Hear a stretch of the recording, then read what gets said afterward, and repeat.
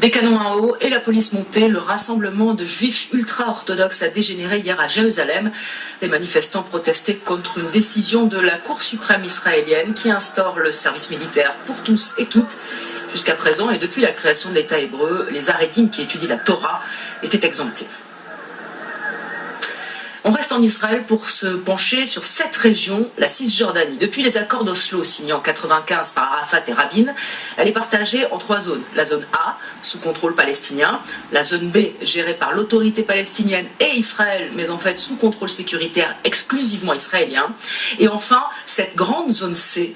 Théoriquement, elle devait être petit à petit rétrocédée aux Palestiniens, mais en réalité, elle reste contrôlée par Israël qui continue à y étendre ses colonies. Certains membres du gouvernement israélien envisagent même son annexion pure et simple. Une ambition qui expliquerait pourquoi les constructions palestiniennes y sont régulièrement détruites, même si elles ont été financées par l'Union européenne. Reportage Stéphane Amar et Chloé Rouverol. Le rituel du matin n'a pas changé pour ces écoliers palestiniens de Jubet, près de Bethléem. Mais désormais, ils ont classe dans une tente en bordure du village, car vers la fin du mois d'août, leurs salles de classe ont disparu. Elles se trouvaient ici, des préfabriqués dont il ne reste que le socle en béton. Les préfabriqués étaient à cet endroit. Il y en avait 6, un par classe. L'armée israélienne est venue et elle les a démontés, avant de les mettre sur un grand camion. Ensuite, nous avons reçu un ordre militaire, nous interdisant de construire quoi que ce soit ici. Seules les toilettes ont été épargnées. Les préfabriqués avaient été financés par l'Union européenne. Ce n'est pas la première fois qu'Israël détruit de tels équipements. Mais cette fois-ci, Bruxelles a décidé de protester publiquement et envisage même de sanctionner financièrement Israël.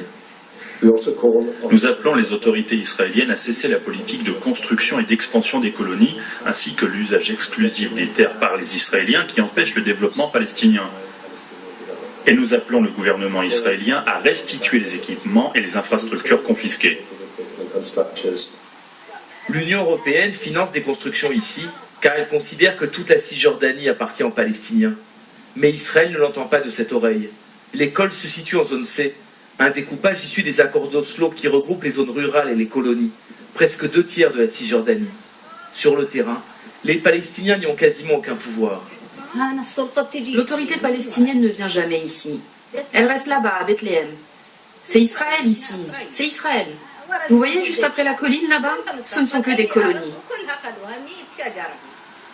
La zone C concentre la plupart des colonies israéliennes et seulement 50 000 Palestiniens. Discrètement, Israël envisage l'annexion de ce territoire. C'est même le cheval de bataille de Naftali Bennett, l'influent ministre de l'Éducation. Une politique qui réjouit les partisans du Grand Israël comme Yossi Rosso.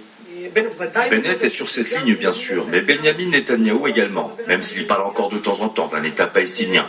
Il comprend bien qu'on se dirige vers une annexion, mais pour l'instant, chacun se renvoie la balle pour savoir qui va assumer cette responsabilité.